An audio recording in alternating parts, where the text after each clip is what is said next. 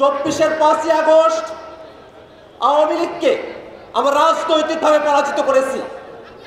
আমাদের আন্দোলন সংগ্রামের মধ্য দিয়ে অন্তর্বর্তীকালীন সরকার আইনগতভাবে আওয়ামী লীগের ব্যাপারে সিদ্ধান্ত গ্রহণ করেছে। এখন সময় মতাদর্শিকভাবে আওয়ামী লীগের রাজনীতিকে বাংলাদেশ থেকে বিতাড়িত করা।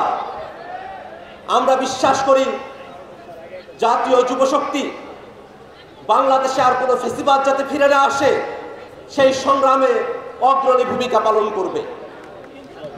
জাতীয় যুবশক্তির যেসব নেতৃবৃন্দকে আমরা দেখেছি, জাতীয় যুবশক্তির আহ্বায়ক, সদস্য সচিব এবং মুখ্য সংগঠক, একজন অ্যাডভোকেট, একজন ডাক্তার এবং একজন ইঞ্জিনিয়ার, শুধুমাত্র কেন্দ্রীয় কমিটিতে যারা আছেন গুরুত্বপূর্ণ দায়িত্বে, তারাই শুধু পেশা জীবনে গুরুত্বপূর্ণ দায়িত্ব পালন করবেন এমনটা যেন না হয়, বরং জাতীয় যুবশক্তির সঙ্গে সারা দেশের যত নেতাকর্মী যুক্ত থাকবেন প্রত্যেকেই যেন পেশা জীবনে তাদের সর্বোচ্চ সফলতার শীর্ষ আহরণ করতে পারেন, সেজন্য জাতীয় যুবশক্তি কাজ করবে বলে আমরা আশাবাদ ব্যক্ত করছি। বাংলাদেশের আপামর জনতাকে এদেশের যুব সমাজ সবসময় পথ নির্দেশ করে এসেছে। আমরা আশা করব এদেশের সকল যুব সমাজকে সাথে নিয়ে জাতীয় যুবশক্তি বাংলাদেশের স্বাধীনতা, সার্বভৌমত্বের রক্ষা কবচ হয়ে উঠবে। সংগ্রামী উপস্থিতি, বাংলাদেশ রাষ্ট্রটি বর্তমানেও একটি ক্রান্তিকালীন সময় অতিক্রম করছে। ফ্যাসিবাদী গণহত্যাকারী আওয়ামী লীগের বিপক্ষে এদেশের জনগণের স্বতঃস্ফূর্ত অংশগ্রহণের মধ্য দিয়ে যে আন্দোলন পরিচালিত হয়েছে, তারপরে অন্তর্বর্তীকালীন সরকার যে সিদ্ধান্ত গ্রহণ করেছে, সেই সিদ্ধান্তকে বাংলাদেশে বসবাসরত একটি অংশ এবং বিদেশের একটি কুশীলব তারা গ্রহণ করতে পারছে না। আওয়ামী লীগের কার্যক্রম নিষিদ্ধ হওয়াকে যারা গ্রহণ করতে পারছে না, আমরা তাদেরকে বলতে চাই, বাংলাদেশে গণহত্যাকারী, ফ্যাসিবাদী, জুলুমবাজ, স্বৈরতান্ত্রিক কোন শক্তিকে আপনারা কি আবার পুনরুজ্জীবিত করতে চান? বাংলাদেশের মানুষ আওয়ামী লীগকে বাংলাদেশে আর পুনর্বাসিত করতে চায় না।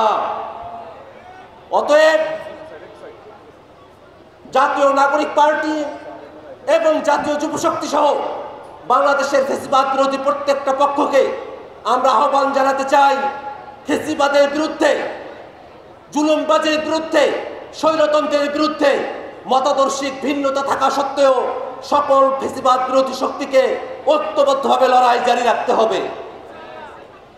বাংলাদেশ রাষ্ট্রটি ফ্যাসিবাদী এক দল থেকে মুক্ত হয়েছে, কিন্তু ফ্যাসিবাদী ব্যবস্থা এখনো বাংলাদেশের রাষ্ট্রে, বাংলাদেশের সংবিধানে সমানভাবে বিরাজ করছে।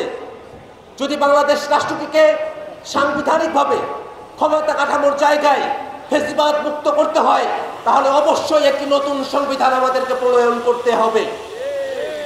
নতুন সংবিধানে অবশ্যই ক্ষমতার ভারসাম্য, জবাবদিহিতা এবং বিকেন্দ্রীকরণকে নিশ্চিত করতে হবে। সেই লক্ষ্যে শুধুমাত্র সংবিধান সংশোধন করে, সংবিধানের মূল কিছুকে ঠিক রেখে, পারিপার্শ্বিকতাকে সংশোধন করে বাংলাদেশকে একটি গণতান্ত্রিক রাষ্ট্রে উন্নীত করা সম্ভবপর নয়।